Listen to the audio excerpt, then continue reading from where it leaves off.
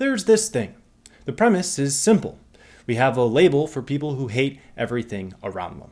We've heard it a gajillion times, but in different ways. People who hide their true selves are labeled imposters. Constituents who point out bad politics are labeled distrusting.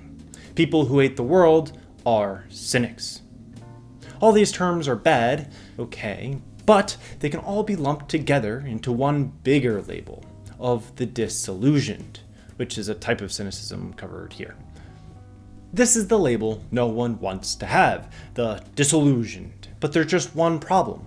No one wants to be labeled with any of these ideas, but some can't help but admit that they just are those ideas. Government sucks, media sucks, celebrities suck, jobs suck. How could you be labeled any other way when that is the reality of the world? And so I wanted to see just how many ideas are related to this label of the disillusioned cynic. Why does it seem so integral to society despite our intense aversion to it? Well, a good place to start is that this particular type of cynicism takes form as a reaction to the environment. Bad times are necessary in one way or another to create the skeptical folk. The typical critique of mass cynics who find themselves so disillusioned is their near infantile mode of response to individual cases of inadequacy, institutional failure, or corruption. To put things into slightly kinder wording, when enough events pile up to give the perception of a gloomy reality, it becomes easy to extrapolate that specific failure of society that one notices to other facets as well. The first assumption will always be that new things, whether it be a popular spokesperson or ambitious mission, will just be the same as the failures that continue to become and then perish. As this is the undeniable conclusion the disillusioned draw from their own circumstance and that which they see around them. Perhaps it is some aversion to future trauma that causes this initial cynicism. Without some anchor to differentiate the failures of the past with the gaudy excitement of the future, it becomes necessary to protect their vulnerability of the unknown. This might be represented in Nietzsche's death of God articulation.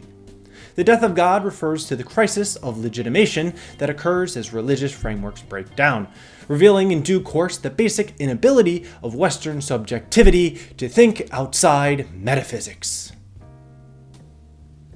Now that's an unusual load of hibbity-jibbity, but a breakdown may yield some clearer thoughts. Thoughts like, how do we define free will and justice? These are difficult questions to be sure and may never be properly answered.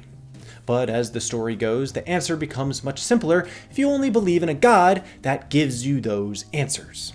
God ensures everyone will pay for their sins and be rewarded for their good deeds. And without this God, which grants clarity about the objective good and bad, without the support of a stable framework, whether it be God or government or what have you, there is simply no course of action for how to find it. There must be a common belief in a common good. Our ethics still center around its necessity. When God dies then, so too does good versus evil. And so if we are to come back to earth and our disillusioned cynics for but a moment, they have no gauge for what to expect from the transpiring events which will inevitably impact their futures. In that circumstance of no guiding light, it then becomes natural to hedge one's bets and prepare for what will definitely be the worst. A naturality which we will come back to later. Because the disillusioned suffer from the consequences of Nietzsche's nihilism, as they too judge of the world as it is that it ought not to be, and of the world as it ought to be that it does not exist. The difference between the Nietzschean nihilist and our focus, the disillusioned, is that Nietzsche finds there to be no solution, and so everything may as well not exist. There is an indifferent sort of spin to things. The disillusioned, however, did find a solution. They believed there was a way forward and perhaps even pursued it. Not without ending badly, of course. Instead of no solutions, the one they found turned out to be crappy. So, unlike the nihilist who finds indifference, our disillusioned, cynical fellows may find contempt. Their ideas were ruined by the impossible failures of the people around them. The disillusioned are facing the tragic transition of which they perhaps once had a more serious belief in change, only to forgo that belief. Their strategy now embodies the more complacent cynicism of giving up. In Freud's psychology, this might be explained by the existence of the lost object. The thing the disillusioned have lost is their sense of virtue. Their moral compass pointed straight as an arrow. They had had their solution and were able to follow it without a hitch. And then the polarity shifted. What they once knew to be pure and good is now lost. Psychologically, its existence, that being their virtue, may now be prolonged as a disavowed attachment. The cynics are forced to move past their ideas of should and shouldn'ts, but they still can't seem to shake them in their entirety. And that seems to be the crux of it, of their misfortune. Cynics will claim no connection to their old beliefs, as only a fool would be ignorant enough to believe in something as fantastical as a common good, or whatever it was that failed in their eyes, but then they fail to reflect on that which they have lost. They fail to transition to the new tidings and new beliefs of the new times, because they are not aware that there was anything to lose in the first place. Freud's melancholic state is thus brought by a failure to mourn. The loss of the belief in the good yields a lingering internal suffering of some sort, which holds such force precisely because it is a loss that can only be vaguely comprehended. Virtue itself is hard to properly define, let alone lose. And so the cynics find themselves stuck to a dead and largely invisible weight, creating another zombie in the wave of mass cynicism.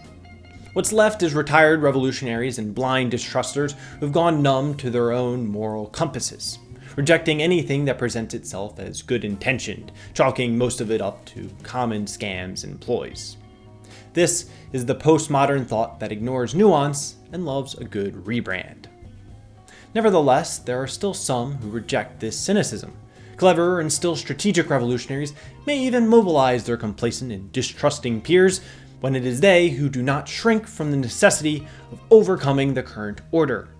Ever-present ideals to get rid of contemporary bullshit is especially appealing to the disillusioned. They like to abdicate individual responsibility for the vetting of these ideas. Any attempt to upend the old guard is an attempt well made, so to say, within their eyes. At least, they hold no stake in preferring one overthrow over another, as long as something is being thrown. Their political indifference pays no mind to the quality of change, since their current environment has already failed them. An enemy of my enemy is a friend. This thought process I find to be very defensive. When one throws up their hands like a goose and shouts to burn it all down, they do not need to worry about being ridiculed very seriously. It is in a sense refusing to participate in finding a solution to society's ailments. The slothful, disillusioned cynic instead vies to save face with farce. They are closely related to the idea of masking oneself in the name of protection. The disillusioned make up the typical ironic sneer of the classically labeled cynic. Irony maintains a criticizer's status and superiority by posing as the more intelligent party. It requires a sharp theory of mind and emotional processes necessary to create and relate to commentaries about the negativity of the world. It is a perfect linguistic vessel for hiding one's vulnerable beliefs while simultaneously belittling all others. You are invincible when ironic, while not saying too much of value in the process. You can never sound too stupid because that's kind of the point. Just satirize your own narrative as it projects onto other things and other literary nonsense and halibut. From these topics, this cynicism can be seen as a framework which centers around blame and identity. The preferred role of the disillusioned is the critical third party, non-willing to expose their own vulnerabilities by participating in change. They may even be in denial to identify themselves as cynical at all. No, they have an ironic detachment to even their own beliefs.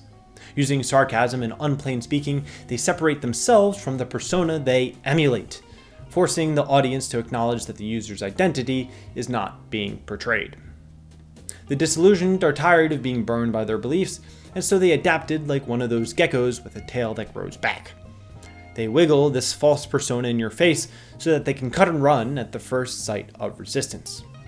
In the words of John Hyman, this is the talk that advertises their insincerity by self-consciously keeping the performer and persona alive, distinct and opposed.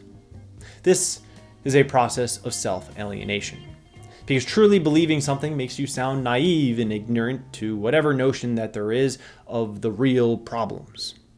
Sarcasm acts as a safe way to attack typical social convention and feed an escapist nostalgia without committing to alternatives which are vulnerable. This is the true contempt of the disillusioned cynic. And of course, why no one wants the label. Okay, thanks. Bye.